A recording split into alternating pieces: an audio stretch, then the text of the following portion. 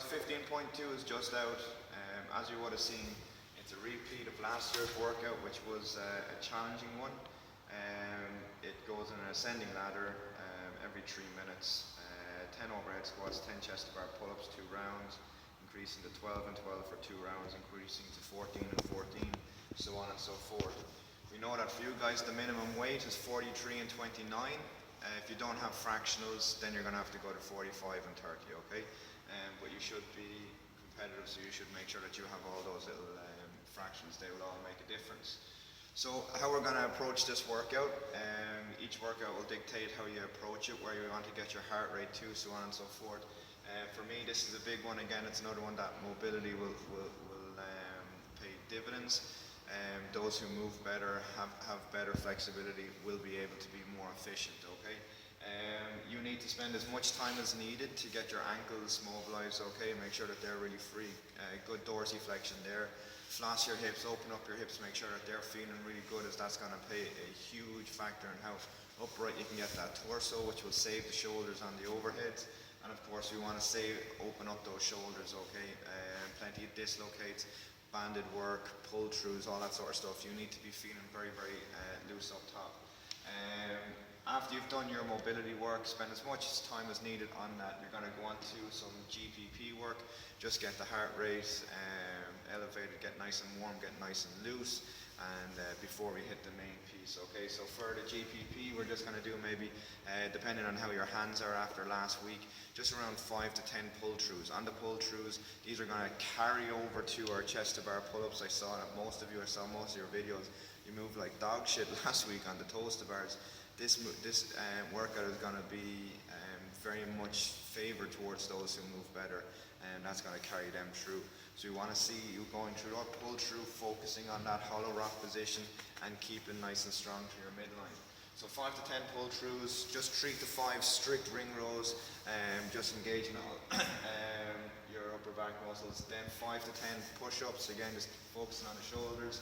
And to get the heart rate up, we're looking at around 50 double unders, okay? 4 rounds, not for time, but at a nice steady pace. You should be getting a good sweat on at the end of that, okay?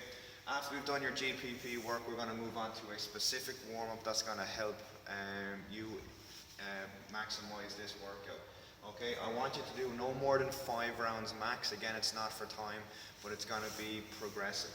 I need you to do whatever you feel comfortable with.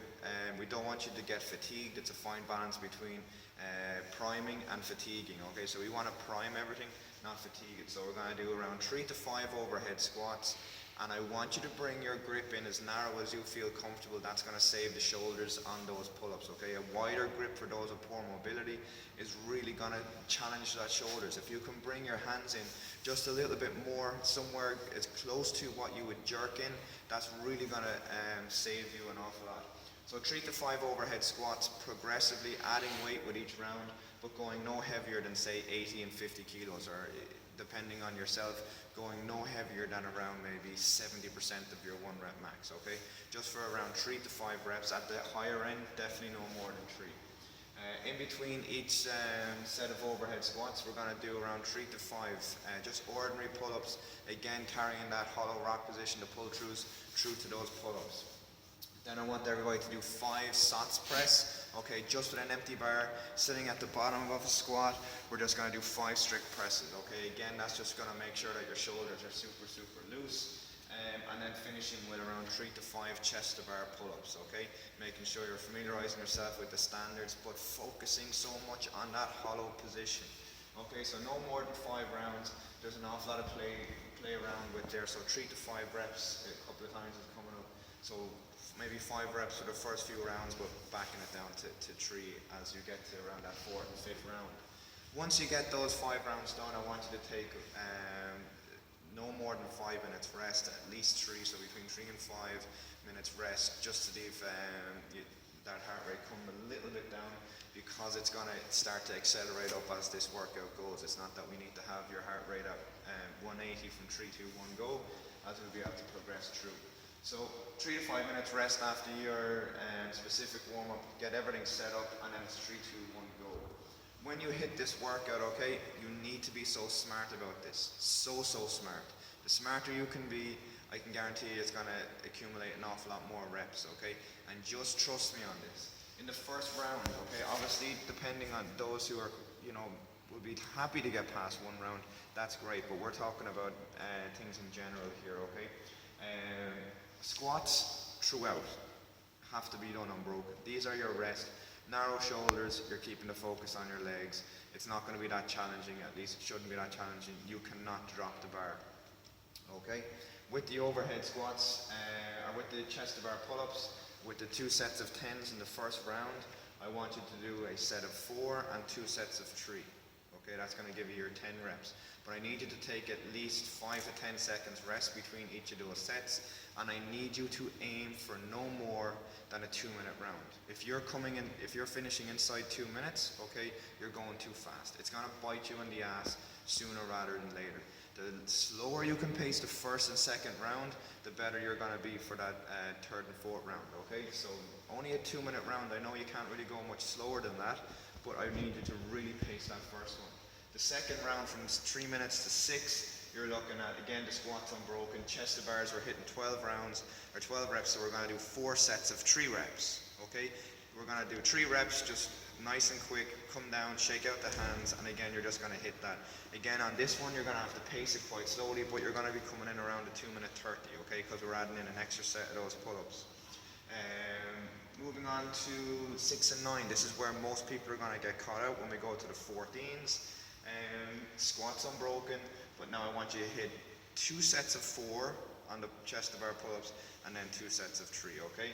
So that's what we're kind of going to be looking at there. You're going to have to take a little bit less rest now. Fatigue is going to start to come in, particularly on the second round of those 14s, and you're not going to be able to rest. So it's just do your set, shake out your hands, jump up again, okay? The clock will start getting away on you when you start getting to that second round of the 14s. When you get into the 16s now, you're going to be blown, your heart rate's going to be up, and your arms are going to have a serious pump, and there's going to be doubts going through your head. Squats unbroken, they must be done unbroken. The 16s are going to be a bit of a challenge. Your legs are starting to hurt, your shoulders are hurting, and your lungs are starting to hurt. But you need to keep that bar overhead for the full 16 reps, or else it's going to be game over. On the chest to bar pull-ups, okay, we're going to do 16 reps. So you're going to do 1 set of 4, and then you're going to do 4 sets of 3s. Okay, so the first set you do, you have to make sure you get 4, and then it's 4 3s from there on out. And again, you don't really have much rest now, okay? Because you're going to be under fatigue, you have to do those sets, quickly shake out the hands. You can't really afford more than maybe 5 seconds in between each of those sets and the pull-ups. It's pretty much that last round is going to be a sprint. If you can get onto the second round of 16s, you're going to be doing really, really good here, okay? A top score on this is going to be somebody who can pretty much get within close to finishing those 16s. We don't have anybody on GTS who is going to get onto those 18s, but I'd like you to prove me wrong on that. The strategy, okay? Pace, pace, pace, pace, pace. I can't emphasize this enough. On the first round and the second round, you need to be able to take a good 15 seconds in between those sets. There's no point in you going through it and then you're just looking at the clock for around 90 seconds, okay? If you can slow it down, again, it's going to feel like nothing. That whole first round is a nothing round, really. And you have to be able to approach that so that it doesn't affect you and it doesn't bite you in the ass in later rounds. The second round is going to be pretty similar, but for some that's going to get a little bit spicier then, okay? So you're going to have to game that yourself and on your own abilities, but by and large it's about pacing, short sets on the pull-ups with short rest, okay? Very important, as I said, to keep the grip narrow on those overhead squats. Okay, the narrower you can bring in your hands, the easier it's going to be in the shoulders, the more likelihood of you going unbroken and turning the focus onto your legs as opposed to your shoulders. We don't mind your legs burning up. You'll be able to go through all those reps unbroken. It's saving them for the chest to bar pull-ups, okay? That's about that.